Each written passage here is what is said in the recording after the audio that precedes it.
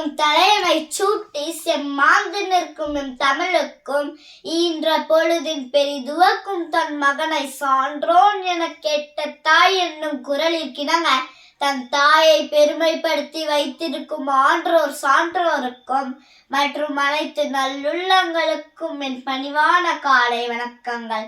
விடுதலை போராட்ட வீர சுதந்திர இந்தியாவின் முதல் பிரதமர் என்னும் பெருமைகளுக்கு உரியவர் பண்டித ஜவஹர்லால் நேரு அவர்களை பற்றி பேச போகிறேன். ஜவஹர்லால் நேரு அவர்கள் 1889 நவம்பர் 14 அன்று அலகாபாத் நகரில் பிறந்தார்.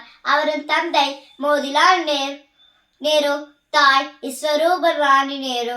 நேரு 1912 லண்டனில் சட்ட பயின்று பாரிஸ்டர் பட்டம் பெற்றார். 1947 நாட்டின் முதல் பிரதமராக பதவியேற்றார். இந்திய சுதந்திரத்திற்காக பாடுபட்ட தலைவர்களில் இவரும் ஒருவர்.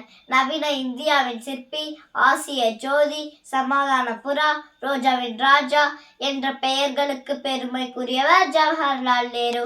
இலவச கட்டாய கல்வி திட்டத்தை செயல்படுத்தி ஆயிரக்கணக்கான பள்ளிகளை கட்டினார். சிறந்த கிராம திட்டங்களை ஏற்படுத்தி தேசத்தை வளமாக்கினார்.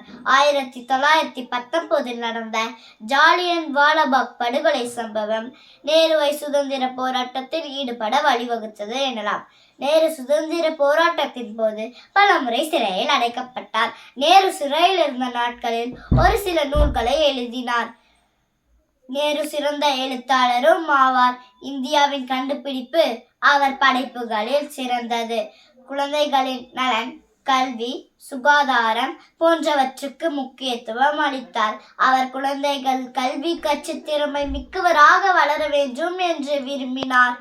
இன்றைய குழந்தைகள் நாளை இந்தியாவை உருவாக்குவார்கள். நாம் அவர்கள் வளர்க்கும் விதத்தில்தான் நம் நாட்டின் எதிர்காலம் தீர்மானிக்கப்படும் என்பது நேருவின் கனவாகும்.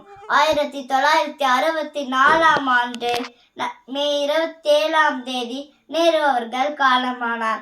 இன்றைய அனைத்து கல்வி முன்னேற்றத்திற்கு அன்றே வித்திட்டவர் ஜவஹர்லால் நேரு.